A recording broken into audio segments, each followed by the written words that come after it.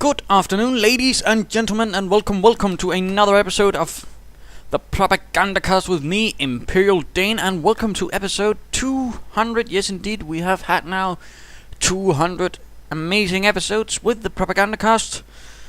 Quite a lot of stuff has been casted, quite a lot of games have been casted. Good games, bad games, interesting games, amazing games, absolutely insane games, epic games, awesome games. You name it, and we'll probably have casted it, except the really terrible ones. We don't want that.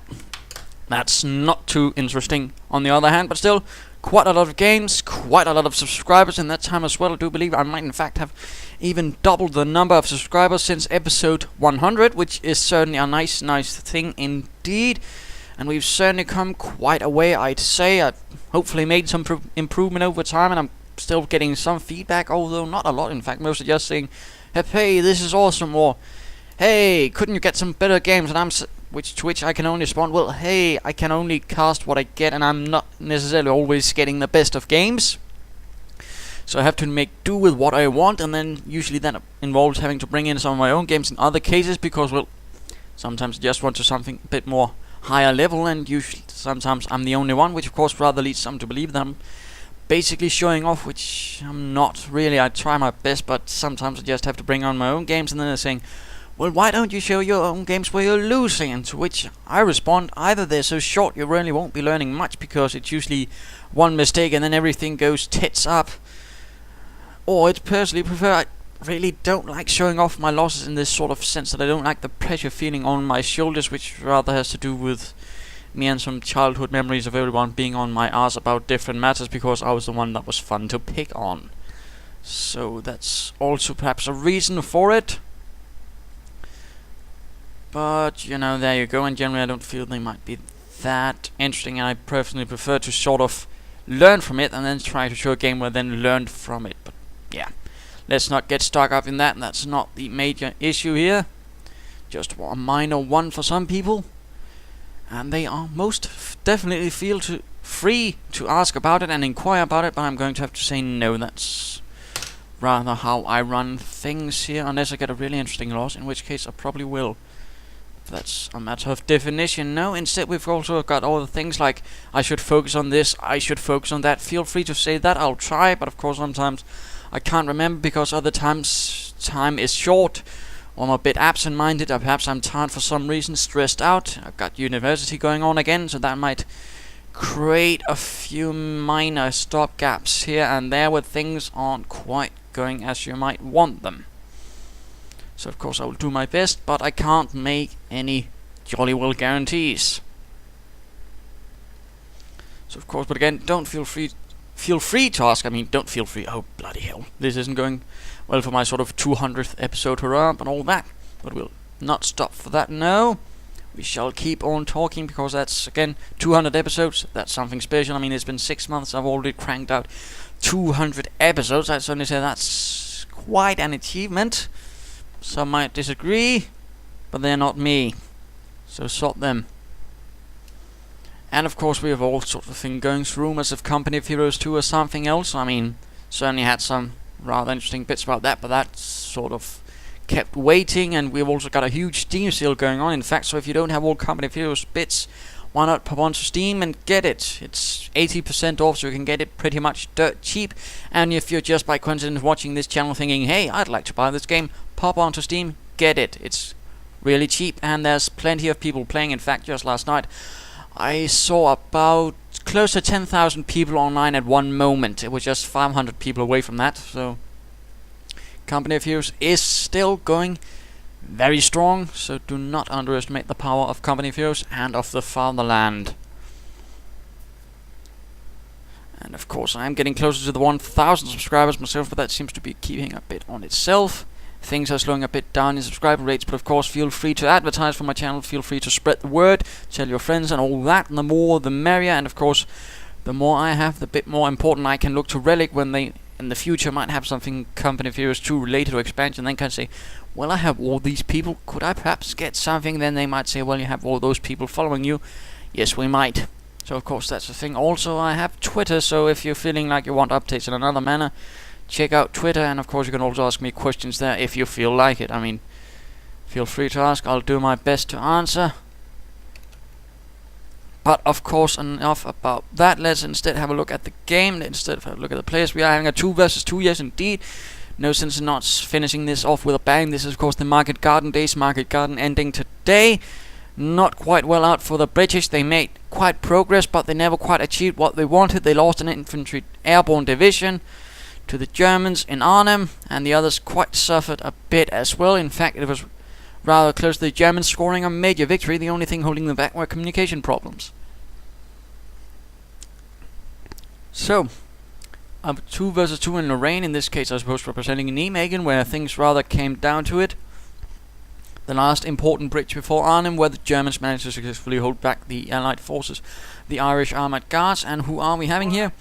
Vorvan 56, Vorvan, and ST8000. 8000, I mean, that sounds a bit like a Terminator, except it's a British one. Why they made British ones, I have no idea, but there we go.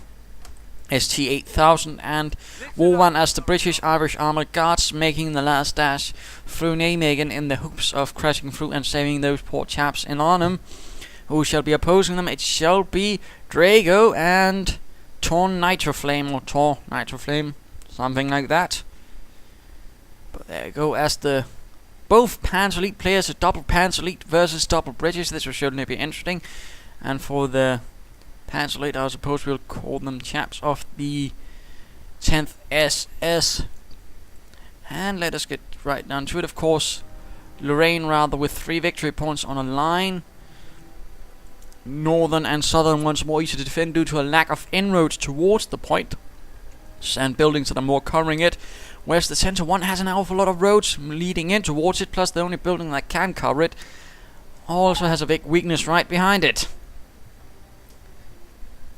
That is of course very important to note, and yes, this is one where the chaps here have sent in, but let's not get stuck up on that. But good with communication, asking, I mean, if it's a random 2 versus 2, asking what sort of thing your opponent might be doing is of course a good thing. Ask for doctrine, ask for what his plans are, so we can better work together, and perhaps advise him if you think, well, that's not going to work at all. And looks like first headquarters command truck is packing up while the first one is still keeping connected. And of course that's important, otherwise you might suddenly be losing a lot of resources. And already the recon section is heading here, rather interestingly. And usually where the reconnaissance section heads first is usually where you might expect the headquarters command truck to be going, although there might be some exceptions to that rule. And usually you can also predict what sort of things that player might be going for. You might ask, well, how do I know that? What does that mean? Well, for example, if your Briton, your regular Briton or Commonwealth player decides, well, I'm going to take a munitions point, well, what does that mean? That probably means he's going to be going heavily on infantry, and because he's going heavily on infantry, he wants a lot of upgrades, and for those he needs munitions. So therefore he will be taking a munitions point, he'll be going for it heavily, and of course popping down the truck. And rather unfortunately here, one of the Panzer Elite players rather got bold with his Kettenkrad and lost it within 2 minutes of the game. That's, I mean, you don't want to be sending your Kettenkrad in behind enemy lines like that early on. You want to keep them safe, in particular when it looks like Drago has gone for 3 Kettenkrads. He's already lost 1. That's quite an unfortunate manpower lost, although Kettenkrads are not that expensive still. Not quite good in the beginning, and looks like another Kettenkrad might be lost to sections heading towards here, keeping the south, while German forces are going towards the center and the north. And looks like the headquarters command truck has been plunked down right here by the fuel point. And let me just give you another trick. If you're not entirely sure if a point has been capped, one is of course checking with the troop if you can capture it, but another one is if you can notice the flags. If a point has been secured by headquarters command truck or a scout car, and this also applies to Panzer Elite units by the way, you'll notice that the flag he has been given a small extra pennant. That is the smaller tiny flag there, and that's of course another way to notice that, hey, this point has been secured by something I can't necessarily see run away. Keep that in mind. It can also in fact be seen on maps of war in the fog of war, I believe, although I'm not 100% sure of that. That of course is another nice way of spotting it out. And let's return to the fight, but looks like the Britons are going heavily for the south. There we go, infantry section on the way. First truck is parked down, and the other one might decide to move about. That would certainly be a good move. Panzer Grenadiers are holding out here, opening up on the headquarters command truck, although mind you, Rifles are not really effective against a headquarters command truck that is already laid down. If it's moving, they can actually do a bit, but when it's down, it's fortified, and small arms fire is not really going to be able to do an awful lot. Britons are continuing in the south. Headquarters command truck here going for a Bren carrier. Britons are getting another Kettenkrad down. Quite unfortunate. Heavy losses already. Really needs that Drago to work properly, and he looks like he has a logistic company about. Of course, it's a bit harder to notice on the Panzer Elite. Well, what's he going on? Because usually most players will go heavily on Panzer Grenadiers and that's sort of straight for armored cars. And looks like that's in fact he's sort of thing he's going straight for, and of course that's sort of which you ought to be expecting if you're seeing a lot of Panzer Grenadiers but no half-tracks or anything else. Then the thought that ought to be going through your head is right, armored cars. And looks like one of the Panzer Elite players is going for the tank hunter doctrine. Casualty clearing station up there. The con section holding out. Looks like something is coming through there. Bren carrier not sort of standing about. Looks like a machine gun emplacement going through here to cover this area. Not a bad choice, in particular this early on in the game. Although I'd really say that Vorvan needs to be a bit more fluid with his troops. The con section, oh dear, it's suppressed. It needs to retreat, but of course it's going to have a bit of trouble retreating, because this is of course one thing you have to be careful about when you're placing your headquarters command truck in a forward position. If you get caught out there and there's absolutely nothing to cover it, your troops won't be having anywhere to retreat to in fact, and they will be easy targets. That's what's happening here. Very important thing to note. Lieutenant also sort of pulling about in the center, and looks like something's going on in the north as well, but really Vorvan looks much too passive, although he's getting a Bren gun. Not an upgrade for his Bren carrier, which he still hasn't moved about, and why he isn't helping his teammate in the center is beyond me. Panzer Grenadiers from Drago heading south, running straight into the machine gun emplacement about now. Yes, there we go. Opening up on these Panzer Grenadiers, some with assault rifles, and they are suppressed now. British troops are moving in, and apparently Vorvan is heavily fortifying the south. Not entirely a fan of this. I mean, it's not bad to fortify and put down some emplacements, but you need to sort of be able to prioritize what sort of emplacements you need and when, and of course be able to help your teammate, not let him being bashed continually while you're just sort of having a tea party down south. And certainly again when he's spending resources like that, and he has a Bren carrier but he isn't even moving it. I mean, by Jove, Vorvan, you really could have been doing a lot more, and particularly helping your teammate who now might be losing in reconnaissance section, although he's actually trying to move away on foot. Looks like he might be making it just barely. Another infantry section is out, and looks like this casualty clearing station is getting plenty of wounded in. Infantry section out in the open, and still Vorvan is not lifting one bloody finger to help his teammate. Absolutely disgraceful, and scout cars are now out. Not a bad move there, of course. And going for the munitions point, of course, indicates that he's probably going again for infantry upgrades. But Vorvan right now is absolutely terrible. There's no excuse for what he's doing. Absolutely nothing. And well, one trick that Mr. ST8000 could have avoided this was by basically packing up the truck, then retreating troops, rather than just sort of trying to have them sort of stand there. But Vorvan right now is... oh, I could slap that bugger right in the face. Looks like Nitroflame went for scorched earth, which of course might mean booby traps. It might also of course mean artillery. It might mean a lot of fun things. And now the recon section is popping into the Bren carrier, but really he could have been moving in a lot earlier. And now he's going for a mortar pit down here. Really looks like Mr. Vorvan is one of these sort of Sim City players. That means, of course, he likes to build a lot. He likes to be passive. And he likes not to really lift one damn finger. That's a bad attitude to have. And it's generally something that's looked upon with pretty high derision. It's not really something that is good or looked proudly upon. And it's generally something not really helpful either. Because usually any smart player will be able to break through it with some ease. Because you'll usually be lacking so much in infantry, you can't really react to anything if a gap in your defenses is found. Field support truck on the way. And I really also have to comment on this from Nitroflame and all that. Again, they're doing absolutely barely anything. It's a waste of men, a waste of resources. They could really have been trying something else. And again, they could have attacked much earlier down here in the south and done something about movements and placements. But now it's simply too late, and now they're just targets for the mortar. Although, looks like Panzer Grenadiers already moving in, flanking the mortar pit. Bren Gunners moving in, opening up on the Panzer Grenadiers. Firing away. And looks like some of these... Oh dear, again... Don't move close to troops with automatic weapons like, I don't know, assault rifles or submachine guns. It's only going to end up badly. End of discussion. Panzer Grenadiers pushing through here, but now the Brenker is actually moving in, opening up, finally doing a bit. And the reconnaissance troops also helping up a little bit of there. And Panzer Grenadiers are taking losses now. And are forced into retreat. Panzer Grenadiers clearing up the mortar emplacement here. Medics pulling in the wounded. Another casualty clearing station going up for ST8000. Field support truck here. Will it be able to stop? No. The Kettenkraut will secure it first. And there we go. Although the Brenker is quick to put a stop to that silly business.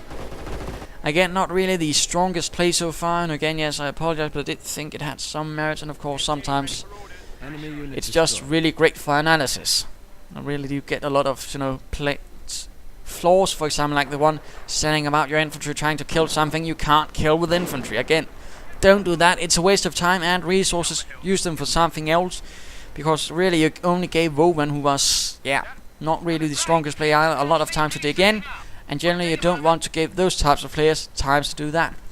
Field support truck setting up on the munitions point, of course, meaning more munitions. And of course, another thing with British players are they share, of course, allied teams share, and of course British players that can easily secure points like that can of course get a lot more resources that way. And of course that's another reason why you want to be extremely careful about letting just a British player sit back on his ass, because they can easily mobilize a lot of munitions, a lot of fuel that way if you're not careful. Anti-tank half-tank marching in. Will it be using focused fire? Looks like it. British troops are taking quite a bit of fire. The Irish Armoured Guards not looking too well at the moment. Panzer Grenadiers once more marching in, clearing away that casualty clearing station, while the lieutenant is heading north. And the Brenker now getting the Vickers machine gun. Good. Let's go have a look at ST8000, who has gone... Well, that was quick. Engineers, and he has gone for Churchill, which rather quickly cleared out an anti-tank. And looks like there's a small typo there. Churchill. Well, I suppose it could be considered a crutch in this case, although currently the Churchill engine is quite on fire. Not doing too well there. Looks like Panzer Tracks have also been equipped, and of course this is not a bad thing to do if you're already gone tank destroyer. Why is that? Well, there's one ability that in fact gives your units 2 Panzer Tracks once you've chosen it, so of course that means with only 75 munitions a Panzer Elite player can get 2 Panzer Tracks per team.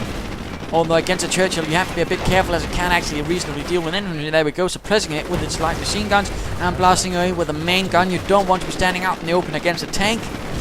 And currently they're trying to knock out that, but it's not really working quite that way. But let us go have a look at the Drago. Going for more Panzer Grenadiers. He barely has anything else. He's been suffering rather heavily with that due to poor management. All Kettenkrauts have been lost. Again, poor management. He's going lots and lots of munitions, while Nitroflame is advancing towards the north. British troops are for the most part now securing most of the map. In fact, not entirely sure why they plopped down both there. I mean, you can only secure 1 point at a time with the track. You can't place 2 there and then all of a sudden it's double secured. It doesn't work like that. I mean, they could have well just moved down here to some of the fuel points and they secure that. Or perhaps down here to this munitions point and perhaps secure that. Just not entirely sure what's going on there. Sappers on the field. Some apparently having snatched up a Bren gun. Panzer Grenadiers advancing right into the line of fire of the Churchill, while the rest of Nitroflame's forces are heading north. Apparently both have gone for Panzer Tracks, quite interestingly. Infantry section. And Bren carrier opening up. What shall these Panzer Grenadiers do? While the Kettenkraut is behind their lines, securing what they can. And looks like they're getting into the houses with more Panzer Tracks than before, and opening up on this Bren carrier. Not a bad choice.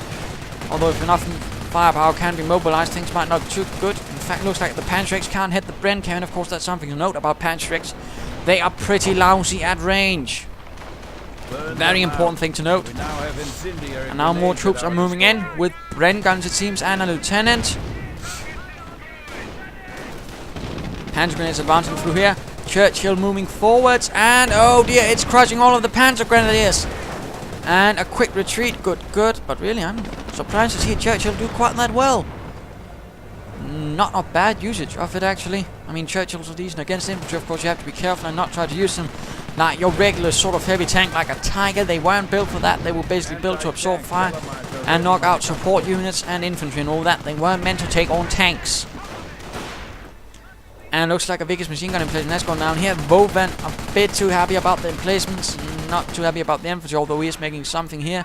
But looks like the forces of the 10th SS under Nitroflame are advancing, although the Bren carrier is still proving to be quite a nuisance, opening up with dual machine guns on these Panzer Grenadiers right there out in the open.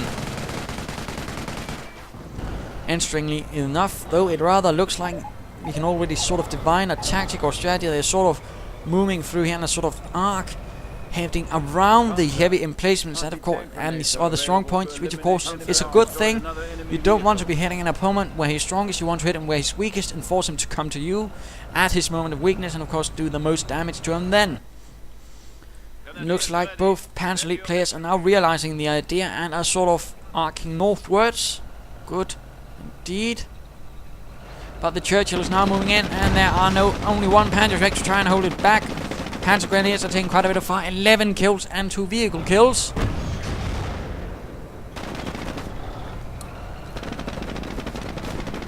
Advancing against the Panzer Grenadiers. Panzer Grenadiers continuing to take losses. 13 kills on the Churchill.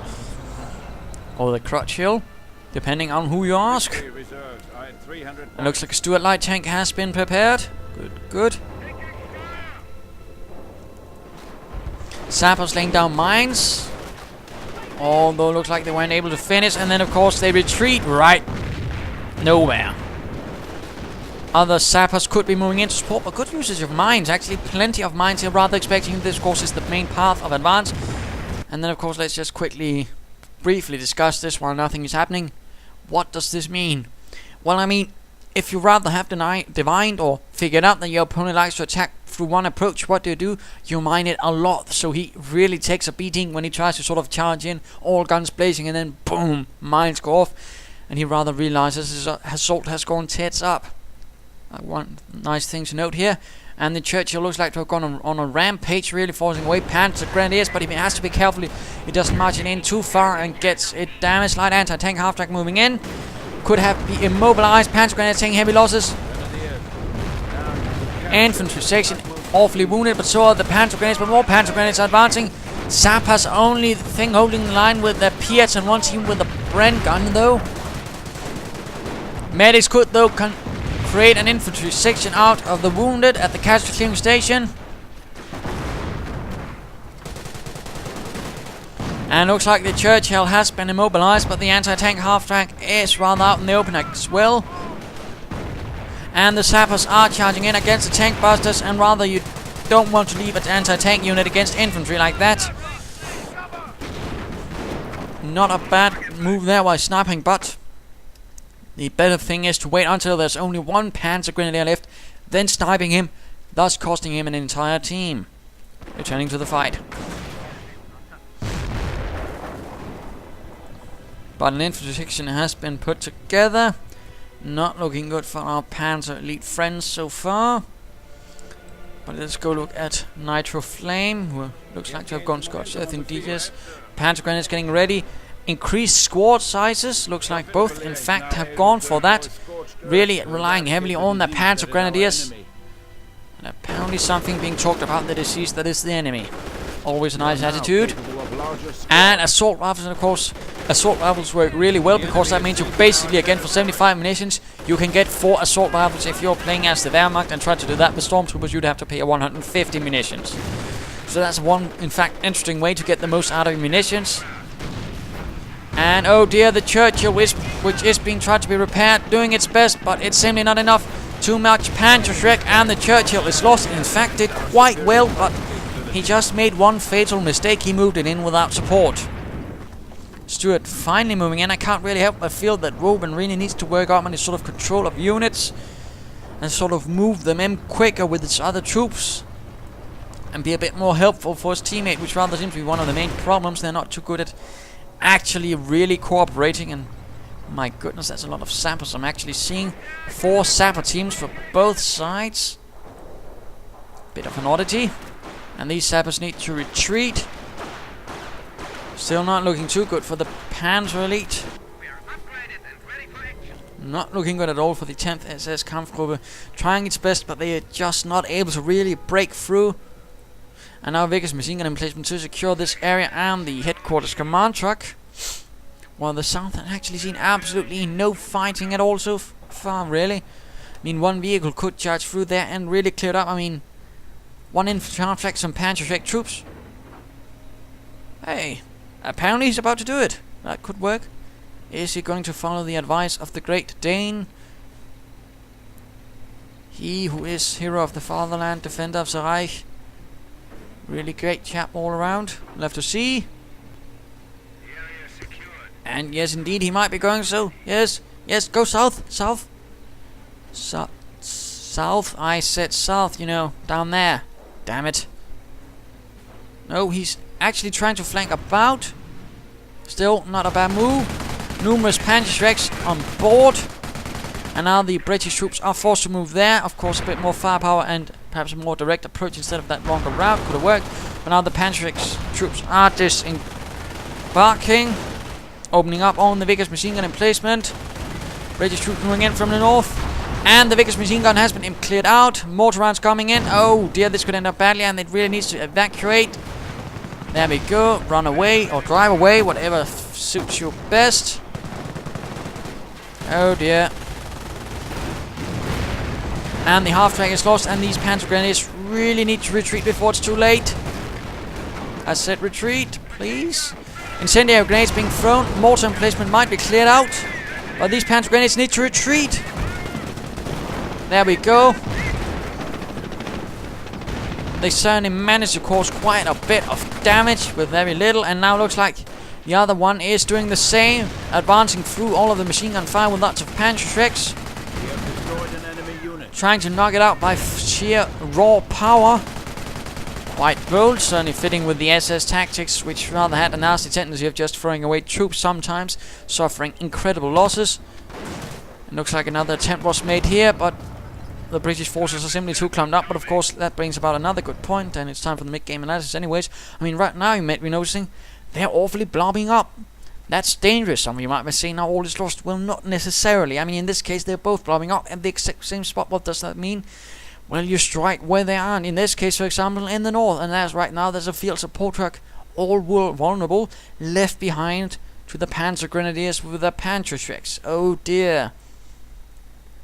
That is, of course, a good thing. And it looks like another Churchill might be moving in. But again, that's sort of a thing you can do. I mean, if you're suddenly noticing your opponent is very strongly in one point, try attacking a different one. That might actually do quite a bit more than you might actually imagine. Sometimes the key is not to crush your opponent's force in one huge battle. Sometimes it's more the key to slowly drain him and, of course, attack everywhere else, thus spreading him out and forcing him to get really frustrated. Otherwise, currently the British are still holding most of the map, but they have rather now having a bit of embarrassment right here. Biggest machine gun emplacement and mortar emplacement out due to a quick raid. Panzer Elite didn't quite suffer as much. I mean, in terms of resources spent, lost one half-track and some Panzer Grenadiers. On the other hand, knocked out two emplacements, almost a third one, in fact. I'd say that was a victory for the Panzer Elite, although they could have been a bit quicker. And now they're knocking out a one in the north as well, and might be doing a bit more damage here in the south. So that, of course, is a very nice thing to note. On the other hand, for the British, they need to stop blobbing about. They need to be a bit more aggressive, and they need to think about more than just trying to rely solely on Vickers machine gun emplacements, which really is Vorvan's main problem. He's relying too much on the emplacements. He isn't really getting any armor, and he really isn't trying to push through. Really bad. Let's return to the fight. It looks like they are in fact looking to push out now, just as I'm scolding them forward. Churchill moving in, opening up on the Panzerschreck troops, Panzer Busters, and they're opening up on the Churchill. Churchill pulling away. Not really wanting to tangle with those Panzerschrecks. Although it looks like the field support truck might be lost.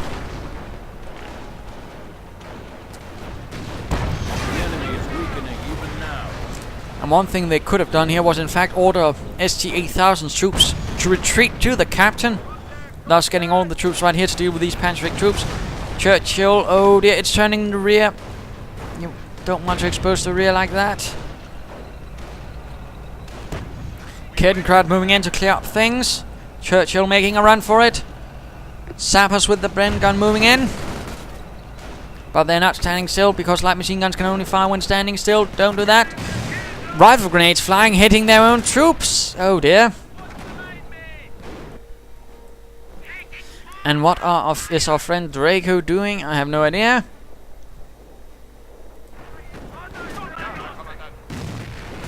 Panzer Grenadiers in a full retreat. Panzer Command now up for Nitroflame as well, and he's going for group seal. Rather relying heavily on his infantry, perhaps a bit too much, but let us go have a look at Vorvan again.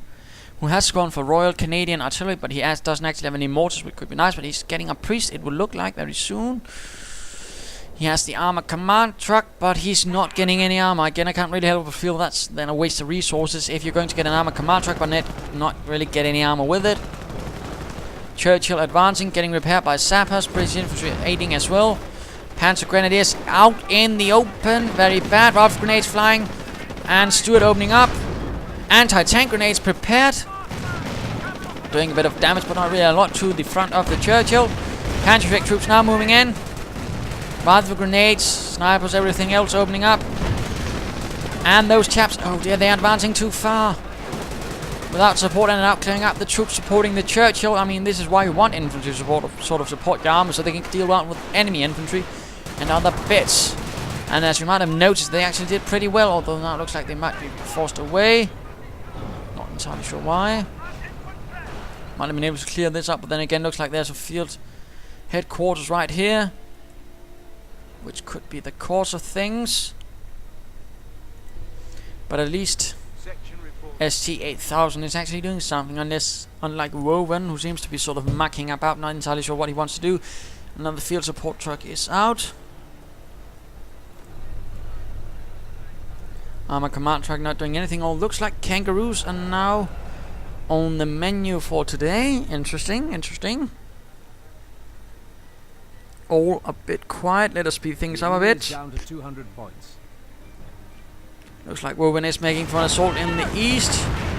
Telemines, good show. They're quite effective when it comes to clearing out armor. That's one trick. If you see enemy infantry near it, try to sort of detonate them, because if they go off, they can really kill infantry as well. Although that's a bit not so easy to deal with. Oh dear, Nitroflame made a really big mistake. He sort of charged in his anti-tank half-track unsupported. I mean, an anti-tank half-track is a support unit. You need to keep it behind your infantry, not charge it in first. Panzer Grenadiers with lots of assault rifles, lots of nasty bits, causing quite some losses to the British, forcing them into a full run. That was quite a nice move. Priest now being called in can also do some nasty damage if used properly, if it preaches to the right choir. Churchill getting repaired. Panzer Grenadiers doing some nasty things to the reconnaissance section right there. Biggest machine gun emplacement being cleared out. Panzerschreck troops flanking it, and a Panzer IV moving in as well.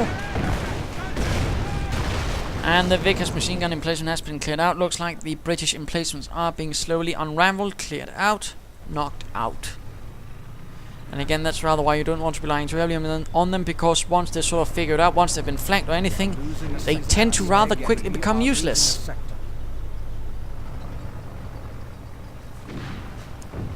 It looks like the Germans are making some serious movements. Mortar emplacement right there, which looks to have been temporarily cleared up, but then recruit. And looks like the Panzer IV has ended up in a lot of trouble. The Churchill firing through the rear, having no problems penetrating it. Lots of Piat rounds, lots of kangaroos, but they aren't really getting crewed up, which is pretty odd. Why get that many kangaroos if you're not going to use them?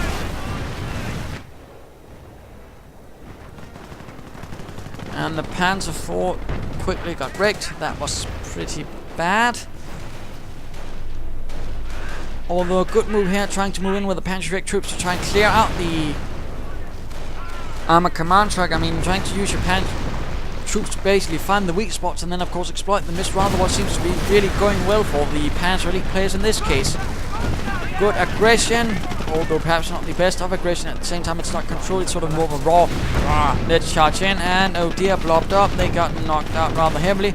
But at the same time, we can also notice that his choice of tank destroyer doctrine has netted him dual Panzer for his troops. Well, we could have, but then they got killed because he didn't retreat them in time. Again, poor unit preservation. Churchill advancing, wants to be careful. Careful, anti-tank grenades, which can, again, due to that sort of ability, can be thrown in 2 times instead of just 1. But no, Drago is not throwing it most disagreeably. And what about ST8000? And what is this? I hear the Hummel opening up. Oh dear.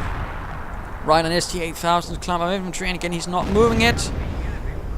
But thankfully unit AI is sort of trying its best to sort of preserve things, minimizing losses. In fact, looks like he's just given up. Apparently that's something else to do, because it's not a total loss for the British yet, but something's telling me that he had to go, which is rather unfortunate. And looks like I can't help but feel that the AI has absolutely no idea what to do. Certainly looks like it very much. Just moving in a kangaroo with absolutely no crew. Leaving behind only poor Vorvan to try and do his best, and clearly he's unable to do that. So let's speed things up here. Looks like another assault going in right here in the center. And going away. So let us return to Rowan, since ST8000 is currently AI controlled. Not much point in following him. Armor command truck is out. Priest opening up. On what though? Apparently right here. Not entirely sure what he's hoping to achieve.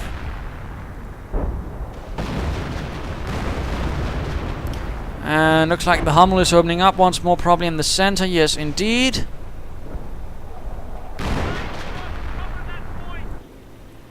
So far only 7 kills. And yeah, it looks like the AI has absolutely no idea of what to do. I'd certainly say this is probably the death knell for the Allies in this case. Otherwise, if he didn't had left, they might actually had a better chance. Stuart though moving in, opening up a canister shot. But that's about it. Not looking too good overall.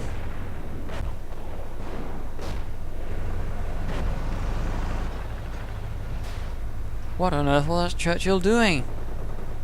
Weird. British troops moving in, again blobbing up.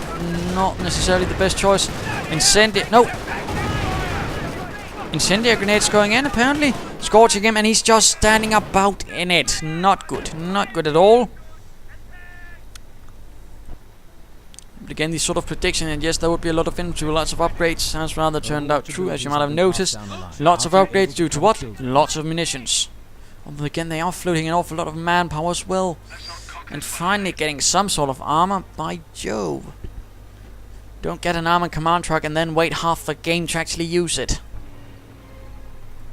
Mortar half truck advancing, perhaps preparing to bombard the center, and really the AI seems to have absolutely gone bonkers.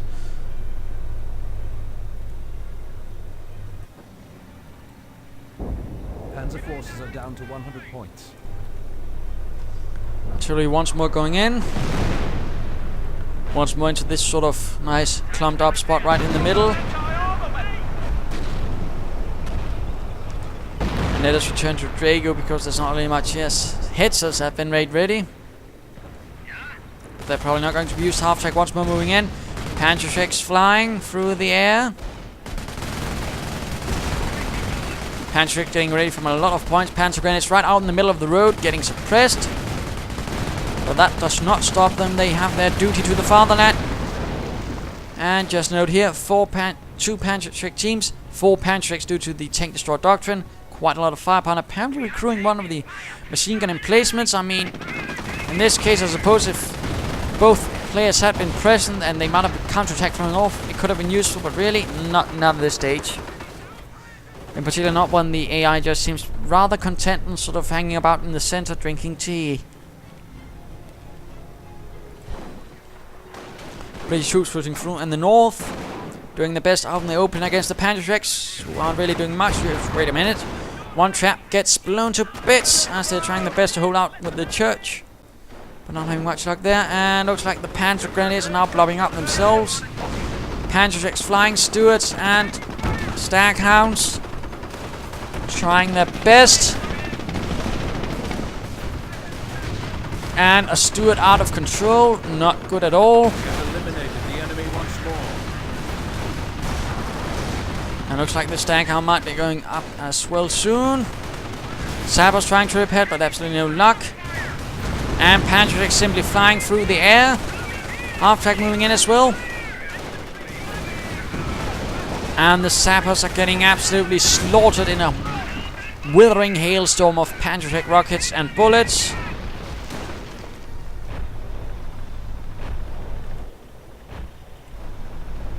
What on earth is that Churchill doing? No idea. Has proven its superiority once again. I mean, it sounds like it's firing off artillery, but it's not. And now artillery is in fact flying through the air. Vickers machine gun emplacement knocked out.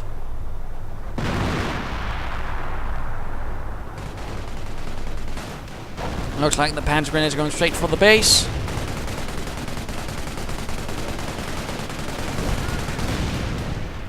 And getting suppressed or pinned. And oh dear, the priest is opening up in a defensive artillery barrage right down on the Panzer Grenadiers. Again, rather a reason why you don't want to blob up if there's artillery. You can end up losing a lot of men very quickly. And Vorvan also has kangaroos. Tragic. But he's at least using them. And mines catching up those Panzer Grenadiers trying to retreat. Of course, finally these mines are doing something, but at least not a bad placement.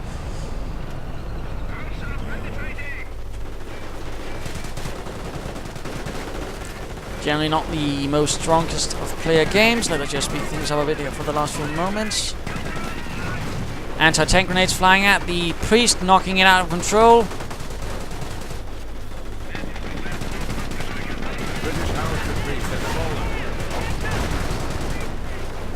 Half-tank moving in with Panzerjacks galore. Kangaroo knocks out the half-tank. They came in though.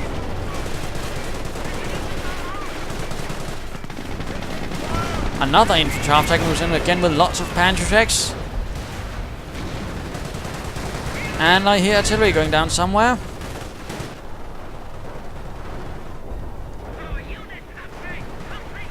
Though I have no idea where it's landing.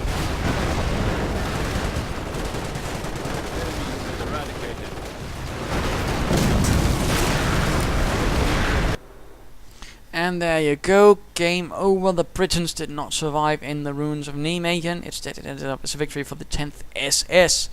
And I apologize if this was perhaps not the game you found interesting, but I rather thought it might have some merit. And of course, rather in this case, could have showing off a lot of flaws, a lot of things not to do, like going heavy on emplacements, like not clumping up right in the middle of the center or clumping up right near next to artillery. Again, don't blob about, don't just sort of focus all of both sides troops in one spot, don't rely too much on emplacements. That was really Vorvan's main problem, that and moving his troops about. Otherwise, unit preservation, not Drago's strong point, and rather both of sides perhaps relied a bit too much just on blobbing up infantry. Very bad, but at least the Axis had a bit better grasp on the teamwork. The British, not so much, and that was again rather Vorvan's problem. He really didn't grasp the idea that team games involve teamwork. He just sort of stood about down there in the south while his teammate in the center was getting beat up. But then again, Nitroflame really made a mistake there by just sort of having his Panzer Grenadiers far away. Didn't really do much. But at least they did figure out that they needed to be aggressive and sort of try to attack where the enemy wasn't so strong and do a lot of damage there. Good show, and that was probably what won them in the end. That and Mr.